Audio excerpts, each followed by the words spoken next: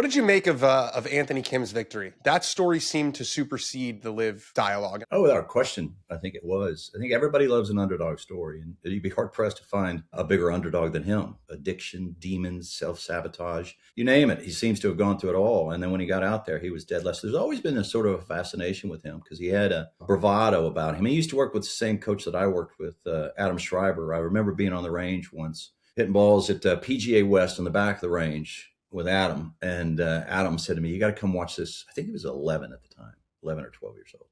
"You got to come watch this little kid that I'm working with." And I, I went over and I stood behind him, and he hit, several tee shots.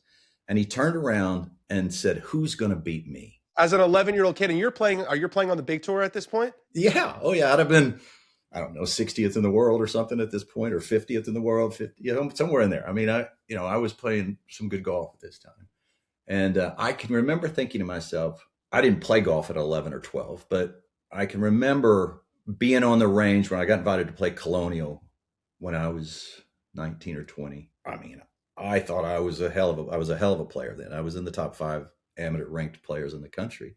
I couldn't imagine saying something like that to a professional. That's a crazy thing to say. Bravado was, if you can back it up, and he could back it up. I mean, he was a very good player. He was an exciting player, but he fought his demons, and not everybody's blessed with a great environment to grow up in.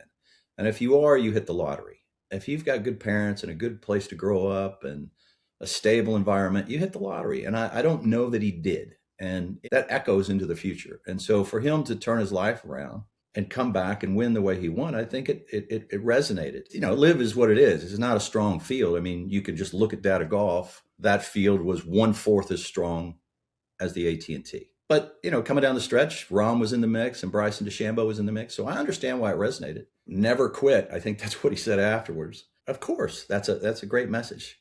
I always say that whenever I talk to young kids and they ask what it takes to get on the PGA Tour, I'm like, well, talent is kind of a given. But really, it's just perseverance. You want to get on the PGA Tour, you just cannot quit. And you have to have a very high level of frustration tolerance. And it appears that, he was playing for a higher purpose with his daughter and his wife and his family. So on a lot of levels, it resonated.